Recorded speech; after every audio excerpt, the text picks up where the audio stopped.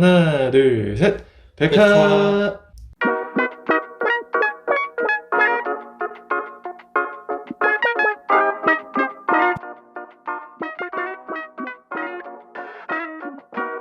벌써 이제 세 번째 시간이 되었습니다. 박수 한번 칠까요?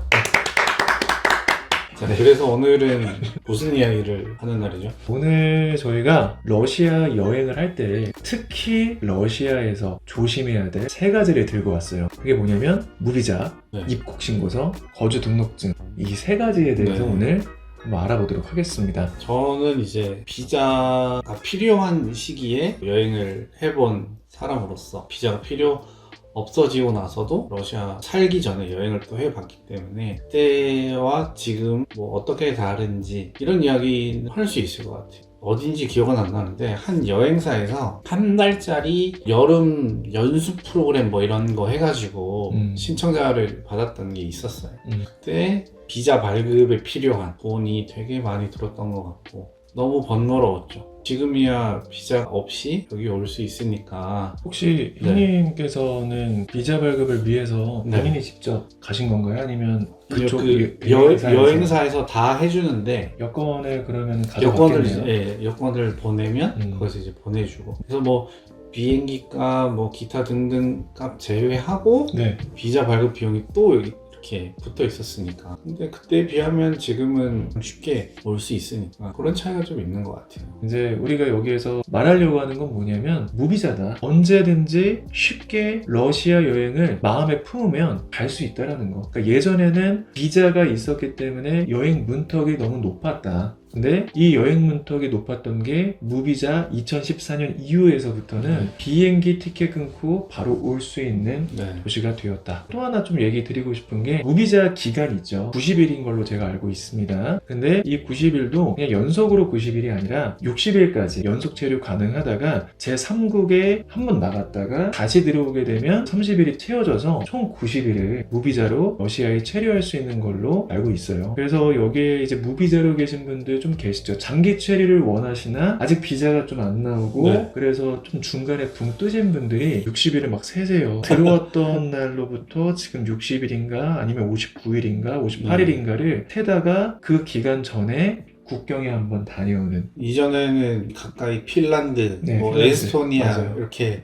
비자 때문에 하루 여행처럼 이렇게 예. 편하게 갔다 오시는 분들이 계셨는데 지금은 확실하게는 모르겠지만 어려운 면이 있지 않을까. 그 다음에 입국 신고서 이야기를 해야 되는데, 이미그레이션 카드? 사실 여권만큼 중요한 것 같아요. 러시아에서. 네, 러시아에서. 네. 우리가 이제 출입국 통과할 때 네. 자동으로 여권에다가 이렇게 넣어주는 조그마한 종이에요. 여권 크기로. 지금은 이거를 그냥 자기네들이 알아서 발급을 해가지고 이제 주는데, 이것도 이제 그전에는 손으로 일일이 다 써야 됐던. 사실 이거를 출입국 할 때 얘기 안 하죠? 이야기를 좀 해주면 좋은데 너무 쿨해. 네. 너무 쿨하다 보니까 경각심이 없죠. 네, 여기 교민 단톡방 이런데 가끔 올라와요. 쉽게 말씀드리면 망합니다. 왜냐면 이 입국 신고서를 재발급 받아야 되기 때문에 그만큼의 시간을 날리는 거잖아요. 항상 이제 몸에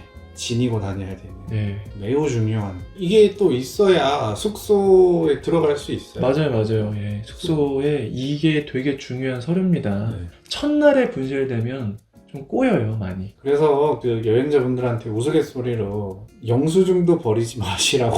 그러니까 여기서 주는 모든 거는 일단 들고 계시라. 그냥 막 그렇게 농담하기도 하거든요. 그만큼 중요한데 잘 잃어버리기 쉽고 자주 발생하는 사건 중에 하나라서 이렇게 말씀을 드립니다. 네, 그리고 세 번째. 거주등록증인데요. 사실 이것도 중요한데, 이게 이제 장기 체류하는 저희 같은 외국인 노동자가 정말 중요하게 이제 생각하는 거주등록인데, 이게 여행하시는 분들에게는 생소한 개념일 수 있어요. 내가 러시아 어디에서 지내고 있습니다를 증명하는 서류예요. 비자 종류에 따라서 네네. 며칠 이내에 등록을 해야 된다, 뭐 이런 게 다 정해져 있는데, 무비자로 이제 여행하시는 분들 같은 경우에는 일주일 이내로 이렇게 등록을 하시면 되는데, 대부분의 뭐 호텔, 호스텔 이런 숙소에서는 네. 그냥 알아서 다 해줍니다. 문제는 이제 에어비앤비 같은 경우에는 호스트에 따라서 돈을 좀 주면은 그걸 해주는 사람이 있기는 한데 그런 경우는 극히 드뭅니다. 왜냐면은 제가 이제 같이 한번 따라가 본 적이 있는데 절차가 너무 복잡하고 너무 오래 기다려요. 그러니까 여행을 하러 왔잖아요. 네. 그러면은 그 1시간 또 1분 1초가 너무 중요한데 거주 등록으로 인하여서 머리가 아픈 그런 상황은 최대한 없어야 되는데 그래서 사실 이 거주등록증이 필요한 이유는 혹시나 이제 여행을 하다가 발생되는 이제 돌발 상황 이런 거를 이제 대비하는 거죠. 거주등록증이 없으면은 병원 진료를 또 받을 수도 없고 내가 뭔가를 잃어버렸다. 필요 없는 것 같으면서도 필요해요. 맞아요. 왜냐하면은 네. 가끔씩 이제 경찰들이 길에 다니다가 불심 검문 이런 거를 할 때가 있습니다. 네. 진짜로 여권이나 입국신고서나 거주등록증을 들고 다니지 않으면 벌금을 내야 돼요. 뭐 안 걸리면 되지, 경찰이 나를 잡겠어? 하다가 정말로 운이 없게 걸리게 되면 예상치 못한 벌금을 또 내야 되니까 네. 들고 다니는 게 좋습니다. 근데 호텔이나 호스텔에서 거주등록증을 등록만 하고 종이로 주진 종이를 않아요. 주지 않는 경우가 좀 있어요. 네. 그래서- 달라고 얘기를 해야 네. 출력해서 주는 정도고 그냥 나 되어 있으니까 잘 활보하다가 잡히게 될 경우에 문제가 생겨요. 그러니까 형님이 너무 얘기 잘해주신 게 거주등록증의 존재는 필요하다고 얘기하기가 좀 모호하면서도 또 어느 순간 필요할 때는 되게 절대적인 네. 특히 거주등록증이 저희 같은 장기 체류자, 그러니까 여기서 사는 사람들한테는 네. 과장되게 표현하면은 생사와 네, 직결이 되는 네, 직결이 되어 있죠. 그런 거기 때문에 굉장히 중요합니다. 그래서 예전에는 이런 경우도 있었어요. 거주등록을 해야 되는데 집주인이 안 해주는 거죠. 그러면은 대행업체 이런 데 찾아가서 만들어서 그렇게 이제 들고 있는 불시검문을 당할지도 모르니 네. 형식상의 거주등록증을 구비는 해서 보여줘서 그 위험만큼은 네. 좀 벗어날 수 있는. 그렇게 계신 분들도 덜어 있었어요. 지금은 뭐 그런 경우는 잘 없고 요즘은 잘 안 잡고 네. 정말 행색이 남루하고 그 아디다스 추리닝 아시죠?